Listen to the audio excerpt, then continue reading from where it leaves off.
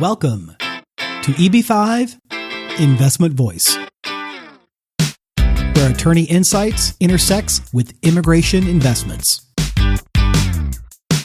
If you are a foreign investor, domestic fund manager, or enterprising entrepreneur and want to get the most out of the EB5 program, you have come to the right place. I'm Mark Deal, and I'll be your co-host on this journey. I'm joined by your host, Mona Shah, and other attorneys at Mona Shah Associates, as well as immigration leaders from around the world. So let's get into EB5 Investment Voice. Hello, everybody. How are you, Mark? I am doing great. I have Rebecca here also today. Hi, everyone. Hi, Mark. Great to be on again. Good to have you, Rebecca. Well, Mona, why don't you introduce today's topic? The topic today, again, we're looking at CBI countries. That's Citizenship by Investment. And we're again focusing on the Caribbean. Why is the Caribbean being the flavor of the month, Rebecca? Oh, well, it's been very popular because, first of all, it's the easy access to a passport. We've had a lot of investors who have been interested in looking for that second passport. But I think what a lot of people don't realize is that the Caribbean is actually, it's an older program as well. Yeah. It's just like the U.S. It's been around since the 1990s. St. Kitts and Nevis has been around for over 30 years. Dominica has been around since 1993. It has been a popular destination for businessmen who are looking for investment opportunities. But I think now, as we're coming to 2017, I think it's becoming more and more popular because of that passport. Yeah, the passport. And we had Dr. Ashby from Grenada last week on the show. Grenada is different from the other Caribbean programs, and we will get into this in a little while as to why, mostly because of the E2 program. But the Antigua and Barbuda citizenship is very popular, and we are really lucky today to have on the show Charmaine Quinland-Donovan. That's right. We do have Charmaine joining us today. Charmaine Quinland-Donovan holds the distinction of being the first national of Antigua and Barbuda, and the first woman to head the country's Citizenship by Investment unit. Yay! Women power. Whoa, I am really outnumbered here. Prior to this appointment, Charmaine served as Chief Compliance Officer and Chief Operating Officer. She was instrumental in shaping and implementing policies and procedures from the establishment of the Citizenship by Investment unit, as well as making necessary enhancements in response to changes in the industry. Charmaine, welcome to the show. Oh, thank you. Thank you very much, Mark. Hello, Mona. Hello, Rebecca. So it's wonderful to have you here, Charmaine. Are you speaking from sunny Barbuda? Oh, I'm speaking to you from sunny Antigua. I'm looking out of the window and seeing all of the sunshine, beautiful blue sky, and very limited clouds. Really lovely, lovely weather here today. While we have snow. Oh dear. Come down to Antigua. Charmaine, this is a EB5 podcast program, and we've been bringing on the CBI countries lately. We had somebody from Grenada speaking on the program last week. We're really delighted to have you here, but we want to know a little bit more from you, first of all. Where exactly is Antigua and Barbuda, first of all? Well, Antigua and Barbuda is in the heart of the archipelago of the Caribbean islands. We are the eastern West Indies. To the west of us, you will find Grenada. Maybe about an hour's plane ride from Antigua is Grenada. Antigua is actually the hub of the Caribbean. To get to the other islands, most times you need to pass through Antigua and take a flight to these islands. We have every day we actually have international flights to the USA, to the UK, to Canada. So we are a travel hub based on our unique location right in the middle. Everyone comes to us to get to the other places. That's great. So is it a quick ride over? It would be a quick plane ride over to the U.S.? Yes, it's about 3 hours to get to New York, and Miami is about 2 hours. Well, that's quick for the US when we're used to 14 and 16-hour flights. But for Europe, to the US it's about 3 to 4 hours, and to the UK it's about 8 hours. Yeah. Okay. I definitely know it's a direct flight from Atlanta because I've gone from Atlanta to Antigua and unfortunately back again. Yeah. Well, for the citizenship program, how long has the citizenship program been in place in Antigua? Well, we've been up and running now for about 4 years. We started, the unit started in August 2013, and we started processing our files in November of 2013. And have you seen an increase in popularity?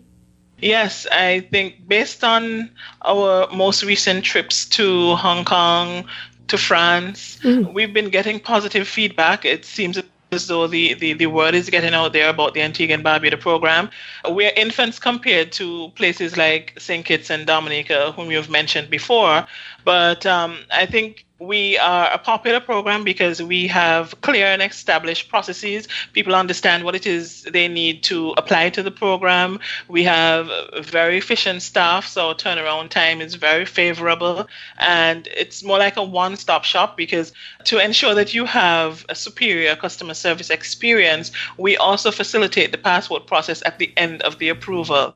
So one of the biggest advantages of the Caribbean is the speed of the passport. How long does it take? But our legislation requires us to complete the processing within 90 days. So within 90 days of receipt of the file, we need to respond to the applicant whether they've been approved, denied, or if the application has been delayed for cause, perhaps we need additional information. What we've been seeing, the average turnaround time, particularly for those applications that plain vanilla applications, there are not any issues with them or all of the documentation is in place, we're seeing a 6 to 8 week turnaround. Oh, wow. So 6 to 8 weeks to getting a passport. Yes. That's fast. To obtain citizenship, to obtain an approval. And then there is the timing for us to collect the balance of the processing fees and for you to make the investment. And then there's the passport process thereafter. So in terms of submission of the application to an approval for applications that we've received all of the documentation and we've been able to verify all details, and there's a clean background check, between 6 to 8 weeks, you can get an approval. Charmaine, quickly, a lot of our investors, they have the issue of, do they need to actually be there in Antigua and Barbuda to complete the application, or can this be done outside? What are the steps in that process? Well, the applicant doesn't necessarily need to come to Antigua and Barbuda at all during the application process. They would need to submit their application through a licensed agent. All of this will be done without them having to visit Antigua. However, upon approval, there is the requirement to visit the country subsequent to that. And can I ask you, Charmaine, do you require biometrics? Not at this moment. In the future, this may be a requirement, but as it stands, we do not have the requisite framework or structure in place to receive biometrics. Once you have citizenship, how many countries is there visa-free travel to? Currently, we have visa-free access to about 135 countries. That's a lot. And which are the countries which are included? I mean, United States, UK, countries like that? We have visa-free access to the UK, the Schengen area, that's the European Union. We also have visa-free access to Hong Kong, places like that. And the United States? No, not to the USA. No. You would need to apply for a visa to get to the USA. Mm-hmm. So, Charmaine, we talked about, whether or not you have to visit. So you said after approval, they would need to visit Antigua. But is there a residency requirement? Compared to the other, the US and UK, we have a long residency requirement before you can get the passport or citizenship. What is the requirements for Antigua and Barbuda? Our requirement is for the successful applicant, the new citizen, to visit the country for at least 5 days within the 5-year period. The thrust behind of this is so that the new citizen can speak confidently about the country of his or her new citizenship. Mm-hmm. If you're stopped by an immigration officer at a different border and they ask you, Antigua, where is that at? At least our citizen should be able to say where Antigua is, perhaps speak about the flag, our national dish, or the beaches, the climate, be able to be at least conversant about Antigua and Barbuda. That's very interesting. But I would hope that, the citizens of Antigua would be there more than 5 days out of 5 years, because I would love to enjoy the beaches. I was thinking the same thing. invariably, once the new citizens get here, they spend the 5 days and then they book to come back again when they see how lovely the country is. Some of them who would have applied on the National Development Fund option are now seeking to purchase real estate now that they're new citizens and now that they've seen the beauty of the country. So as you're going into that, can you discuss a little bit about that? What are the differences for, the contribution versus the investment options? Because from our point of view, we see that you also have a third option as well, which is different from all the other countries. Can you explain a bit about that? Sure. Currently, we have 3 investment options. The first is a contribution to the National Development Fund. This is a one-time investment, which is currently $100,000. The amount was recently reduced, but I'm not sure if our listeners are aware that in September, a number of countries in the Caribbean were affected by various hurricanes, particularly Irma and Maria.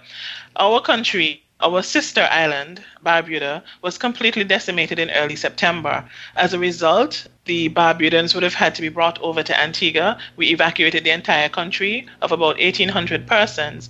What is left in Barbuda now is perhaps 2% of the structure that was there. So the government decided that they would reduce the investment amount to attract more applications and raise the funding that is needed to rebuild Barbuda. That amount stands right now at US $200 million.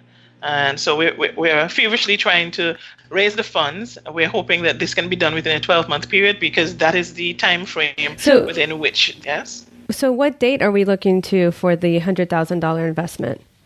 Yes, so it began on the 1st of November 2017 and it ends on the 31st of October 2018. And from there, what would the investment amount increase to what? Well, we are still discussing this with the government. It will definitely increase, but what that amount will be, if it will revert to 200,000, I'm not sure at this point. That's okay, Charmaine. We're doing the same over here in the U.S. We have to do some market research. Charmaine, just a quick question. So the first way is via a contribution, which you've just described. This is a contribution which doesn't come back, right? It's a contribution to the government, which that's it. That's a one-time investment. Right. Okay. So then are the 2 methods after that if you didn't do a contribution? Yes. You also can purchase real estate. Real estate was previously approved by the government. You make that minimum investment of $400,000. There is also the requirement, once you've been approved under this option, to hold the investment for 5 years. Right. The third investment option is investment in business, where one individual can make this investment, and this amount would be $1.5 million US, or 2 or more persons can join. The investment amount then increases to $5 million, but each person would need to invest at least $400,000. Okay, so wow, that's totally different from some of the other countries. But when you're talking about a project, would that be a third-party project, not necessarily your own? I'm talking about the 400,000 real estate option. Okay. A developer could get a project approved for a real estate so that applicants can purchase the property, purchase the unit, and that will be a qualifying investment under the program. So if somebody actually wanted to make an investment and get a return on their investment, this would be one of the options they could look at. That is correct, because after the 5 years, you have the option to sell that property. Additionally, the business investment option gives you an opportunity to obtain a return on your investment, because invariably under this option, the applicant will be issued a share, and so there is an annual return on the investment. We talked a little bit about that third option, the investment in a business, and how it could be a single person or multiple people, and how some of those rates those investment hurdle amounts change. But that second option of investment in an approved real estate project, you did mention business, just approved real estate project. Could you build a house for at least $400,000 and it be deemed as an approved real estate project, and then you live in that house? Does it have to be a business? No, you'd have to have prior approval. It would mean, therefore, that you'd have to purchase the land and then get approval to purchase the land and then build that property within a 2-year period. But this is usually on an exception basis because we do have at least 45 approved projects, and 28 of them actually have product that you can walk up, touch and feel, determine whether or not it's your style, make whatever adjustments you would like to suit your own personality. Sure. So there's that opportunity. Okay. Charmaine, last week we had Dr. Ashby who was discussing projects in Grenada, and he had suggested that although there's a number of projects that get approved, only a small amount of projects actually go all the way. Is that the case here? Well, no, not necessarily in Antigua. As I said, there are 28 of the projects that actually have product. More than half of these 28 with product on schedule in terms of their plans. Of the remaining, there are various stages, some greenfield, some stage of foundation. So the projects are actually moving in Antigua and Barbuda. There is an opportunity for us to cull the list a bit, but I don't think it's as pervasive as in Grenada. Charmaine, the last hurricane of this year, which was devastating, has that affected the current projects? No, largely no. The hurricane only affected Barbuda, and currently there are only about 2 projects. There was one project that was underway that would have been severely affected. However, I'm told that construction has restarted on that project. It is impeded by the fact that utilities, etc., are not fully in place in Barbuda and probably won't be for a couple of months. And then there was another project that was set to start and that had been delayed a bit as a result. But that's just 2 projects out of the 45 we were speaking of. Antigua was not affected in any way. So the projects in Antigua are still on track. So, Charmaine, we heard, all 45 projects have been approved by the government. What do these projects have to go through in order to get approval? We have application forms for the real estate development project. This can be had from the unit. We require persons to complete the application as well as provide the development plan for the site, the detailed concept that's approved by our Development Control Authority. We need to get some information on the developer, the background of the developer, proof of ownership of the property that is going to be developed. If it is a company, we'd need the memorandum and articles of association. We must know who are the beneficial owners of the project itself. We need a valuation report. These are for new property, for new construction.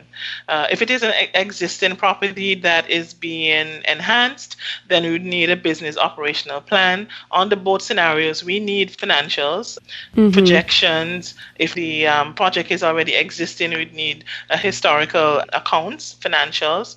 We need proof of funding. So I think this is great, though, that at least it's going through approval through the government. And so do you feel that, investors might feel more comfortable knowing that they're coming into projects that are already approved by the government? Well, actually, you apply through the unit and then we review all of the documentation and make a recommendation to the government. So the unit plays a part in the process as well. We are the technicians. We understand the business a bit more, so we make our recommendations to the government. Charmaine, I understand that dependents, of course, are included in the application, and of course that does include the spouse and children. What is the ages of the children? Is it 18 or 21? We have a child from 0 up until 17 can be part of the application.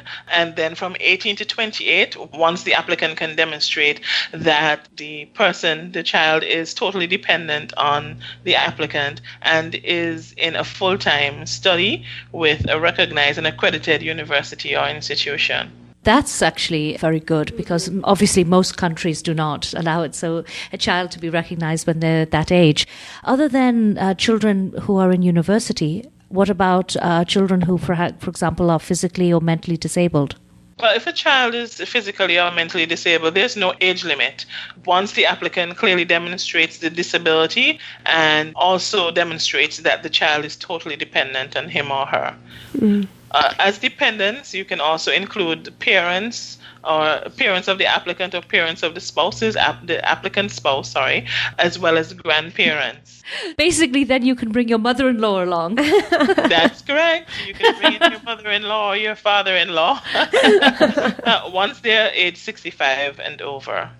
Charmaine, it's a huge advantage to be able to bring your in-laws. I know because we deal with so many investors from other countries who do have in-laws, parents who are dependent on them, and they're looking, if they want to do EB5, for example, they're looking for alternatives for how they can bring their parents. But what are the other advantages of citizenship? The other advantages of citizenship in Antigua and Barbuda is that you have mobility, visa-free mobility to 135 countries, including the United Kingdom and the European Union. Additionally, as I had said before, Antigua has business infrastructure right here and ready. We also have a very well-educated workforce that's just ready to assist any company in setting up and producing. We also have a medical university here on Antigua and Barbuda. It's called American University of Antigua. It's a medical school, actually. If you're a citizen, Charmaine, is it cheaper to get into medical school there? It's the same Is there an advantage of being a citizen?